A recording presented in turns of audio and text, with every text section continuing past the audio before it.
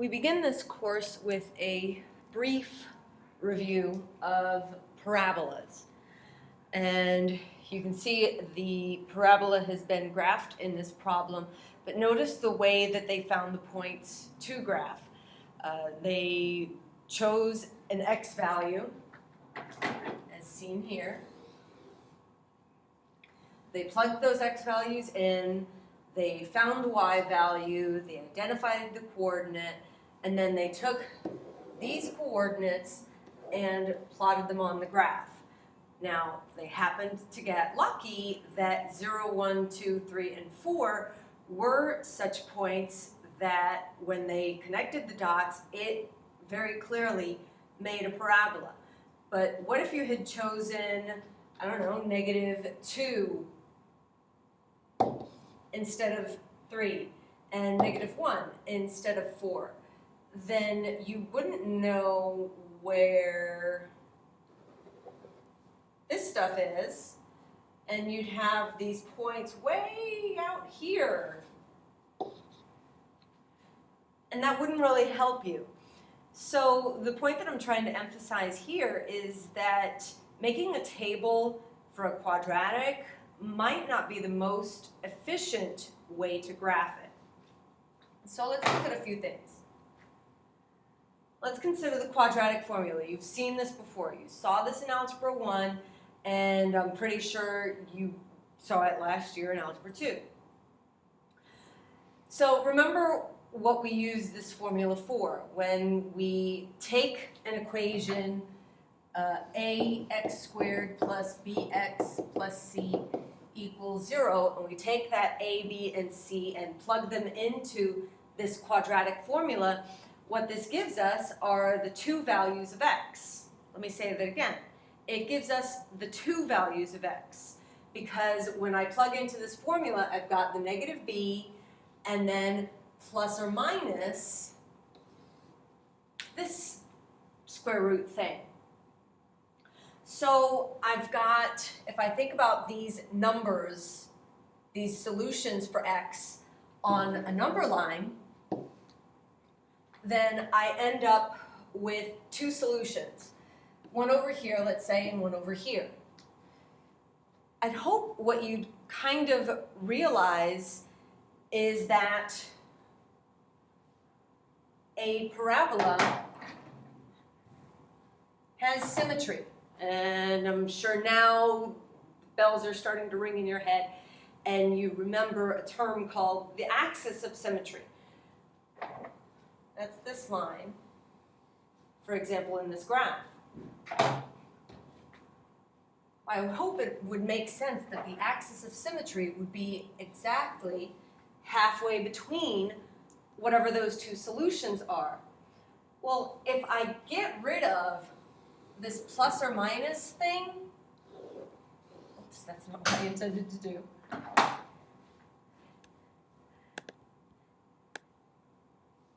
If I get rid of this plus or minus square root thing, that I'm deviating away from that axis of symmetry, then it makes sense that the axis of symmetry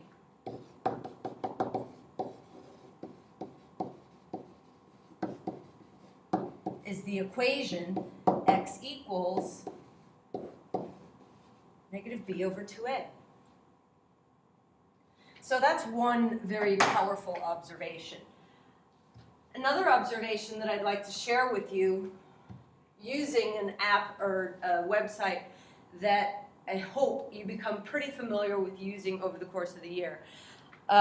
If I graph the equation y equals ax squared, Desmos is asking me to add a slider. Okay, so I'm going to add a slider. And what this does is it changes the value of a as I slide this thing along. And as I'm sliding this thing along, what I'm hoping that you'd realize is that when I get to 0, it's flipping over. More significantly, that when it is positive, it's doing one thing, whereas when it's negative, it's doing something else. And so that gives us these observations that your text kind of leaps forward and makes for you.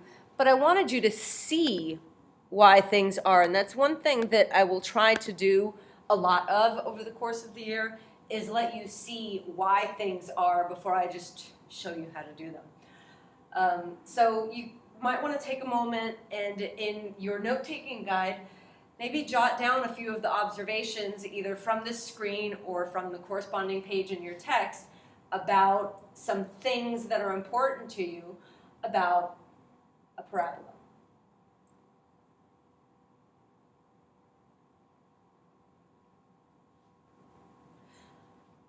And then we'll take these observations and use them to kind of make some observations about the graph and then actually graph it. All right, so it's telling us first to consider that equation and determine whether it has a maximum or a minimum value. And when I was going up and down on that slider, what I hoped you realized was changing was the coefficient of the x squared term. And when it was positive, it was doing one thing, and when it was negative, it was doing another. I would hope that you'd realize that this parabola is opening up because the A is positive. So because it is opening up, it doesn't have a maximum value, but it does have a minimum value. And that minimum value is, of course, going to be the vertex of the function. Well, let's go ahead and identify what that vertex is. I mentioned earlier how to find the axis of symmetry. The axis of symmetry would be the equation x equals opposite of b over 2a. So in this function, that's opposite of negative 4 over 2 times 2. And that works out really nicely to be 1. So that means that my axis of symmetry is x equals 1. And it should make sense that the axis of symmetry is passing through the vertex. So since it's passing through the vertex, the x-coordinate of the vertex is also 1. And once I know that, I can take that 1 and plug it into the equation in order to find the y-coordinate of the vertex. So y equals 2 times 1 squared minus 4 times 1 minus 5. So that's 2 minus 4 is negative 2 minus 5 is negative 7. So my vertex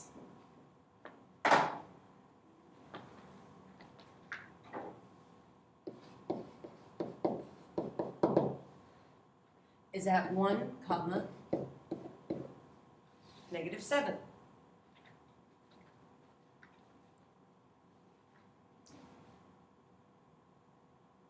That's here. Let's go ahead and graph the axis of symmetry while we're at it.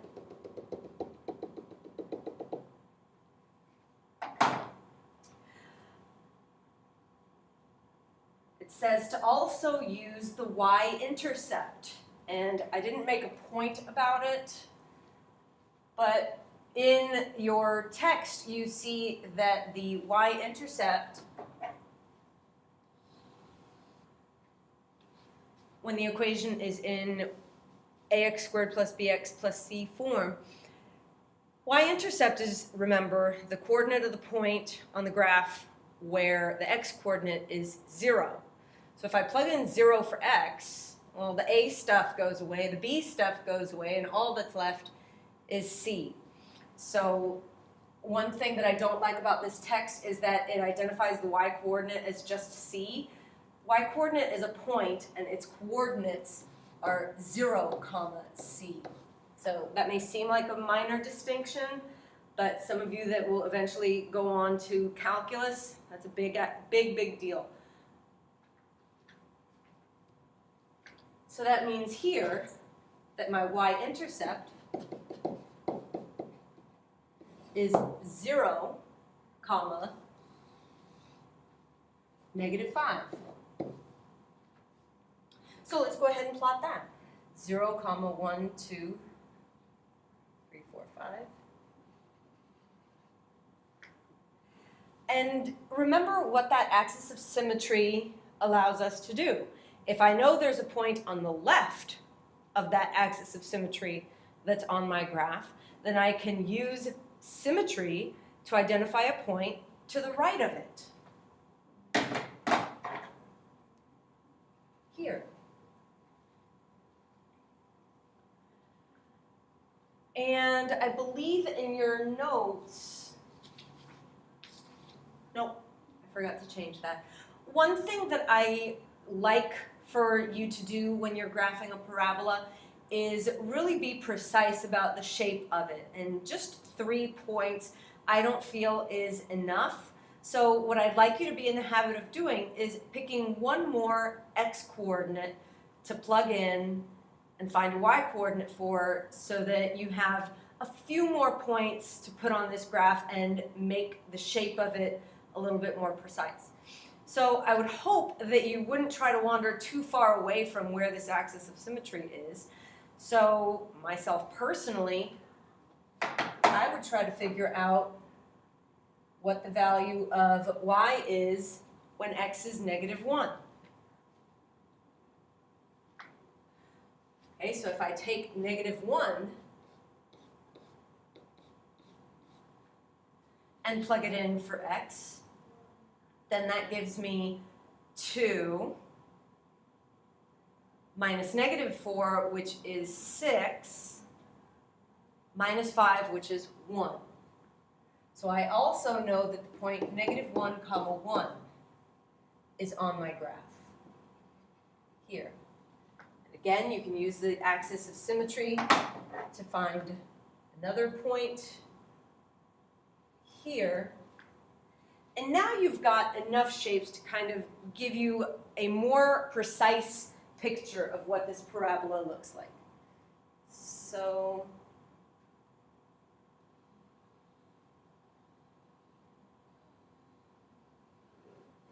something like that. And please understand that when I'm scoring your test, when the district is scoring your end of course exam, the main thing that we're looking at is your work. So even though my graph is a tiny bit wobbly, I have indicated all of my work, and so my graph is just fine. Finally, this problem is asking us to state the domain and range of the function. The domain is all real numbers, because I can take any value for x without any fear of dividing by 0 or taking the square root of anything negative. My range, my possible outputs in this graph, you'll notice that the only y values I have represented are greater than or equal to -7, which was my minimum value.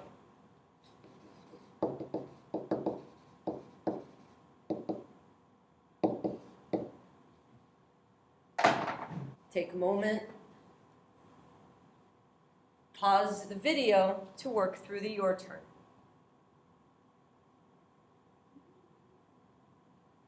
So now we're looking at factoring equations in order to solve them. We're stepping away from graphing quadratics and just looking at them as an equation to solve. So the way that I teach this in my algebra classes when I teach algebra is, because my leading coefficient here is 1, if this is factorable, it factors very easily. I know there's only one way that I could get two binomials to multiply together and give me that x squared term, and that's with an x here and an x here. I know that because this sign is positive, that means that the signs in my parentheses are the same, because the way that I can multiply two numbers together to get a positive is either a positive and a positive or a negative and a negative. This sign tells me what sign they are. They're both negative. And then what I'm looking for are two numbers that multiply together to give me 21. I kind of read this right to left. They multiply together to get 21, but they add to become 10. Well, what two numbers can I multiply together to get 21? And when I add them, I get 10. I hope you'd realize it's 7 and 3. So now I've factored this equation. What I need to remember now is the zero product property that allows me to conclude that if I have two things being multiplied together to get 0,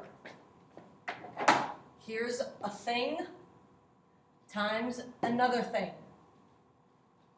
One of those things has to equal 0. So either x minus 7 equals 0 or x minus 3 equals 0. So that means x equals 7 or x equals 3. Another way to solve an equation is by completing the square. And in algebra possibly, and almost certainly in algebra 2, you learned a process for how to find out what the number is that you have to add to both sides of the equation in order to complete the square. But what I'd like you to do, or notice on the screen here, is that when we say complete the square, there's more than one way to think about that. Okay, so I've got an x squared, this block here, representing this x squared in the equation. And then I've got these x's, 1, 2, 3, 4, 5, 6, 7, 8. There's 8 of them to represent this 8x in the equation. Now, if you actually had these tiles in front of you and I asked you to arrange those tiles and figure out how many of these little 1 tiles it would take in order to make a square, what I would hope that you'd realize is I need as many of these on this side of the x squared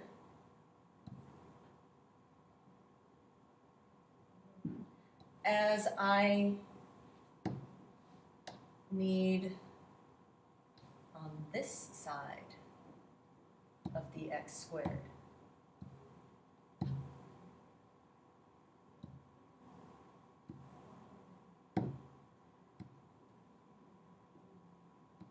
So you may remember a process whereby you took that b value and divided it by 2. I hope you see that I've taken those x tiles and divided them in 2, 4 on one side of the x and 4 on the other. And then how many of these little 1 tiles would it take to finish this square out? Well, I need 4 going this way and 4 going this way. So again, remember how I took this b and then I divided it by 2. That gave me this. And how many of these little 1s do I have? Well, I have that b over 2 squared. So that's that number that we add to the equation in order to complete the square. So in this particular problem, that's 16. So coming back to the actual process of solving the equation, I have x squared plus 8x plus 16 minus the 20 that I already had equals 0 minus 16, I'm sorry, plus 16. Because whatever I do to one side, I'd better do to the other. Realizing that the reason why I added that 16 is so that I can rewrite that x squared plus 8x plus 16 as a binomial squared. And once again, look at the diagram on the screen. What I'd hope that you'd realize is that if I have this square complete, the area of it would be x plus 4 times x plus 4, well that's x plus 4 squared. And then minus 20 equals 16. And then I continue solving the equation. So x plus 4 squared equals 36. I can take the square root of both sides of that equation. So that's x plus 4 equals positive or negative 6. Don't forget that positive or negative. And then finally, when I subtract 4 from both sides, I have x is equal to negative 4 plus or minus 6, which means x can equal 2 or negative 10.